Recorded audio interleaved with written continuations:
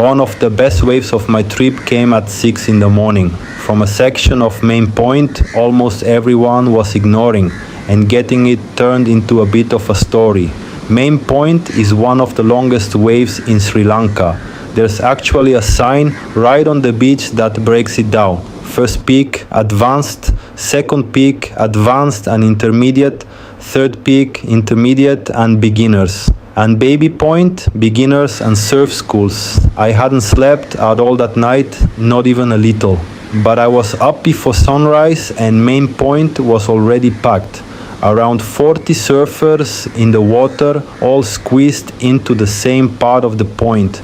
There was a section further up the reef, almost nobody was surfing. So I started out there, a bit further from the crowd. First one I caught was good. Good enough that people started paddling closer. That's how it works out here. Catch one good wave and suddenly you've got company.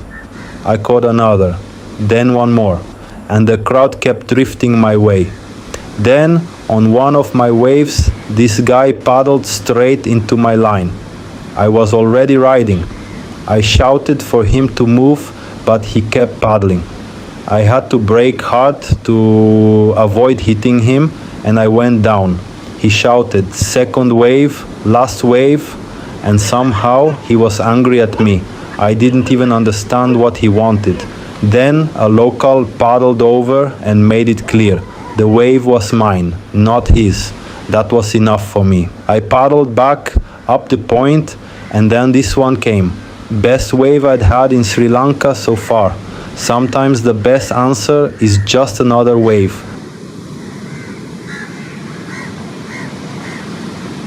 The whole trip, I'd been seeing people around town limping, bandaged feet, cut open on the coral.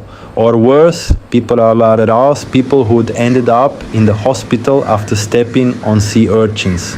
This reef is no joke, and eventually it got me too. On a duck dive, I hit the bottom, cracked. Luckily, I'd brought a repair kit with me, so I tried to sort it out myself. I got most of it done, but there was one problem. I didn't have a sander.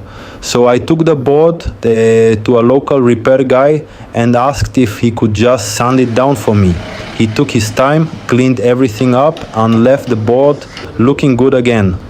By the time the board was ready, the wind had kicked in and Main Point was blown out. So instead of forcing another session, we went to see what Sri Lanka looked like away from the lineup, and it didn't take long to get interesting.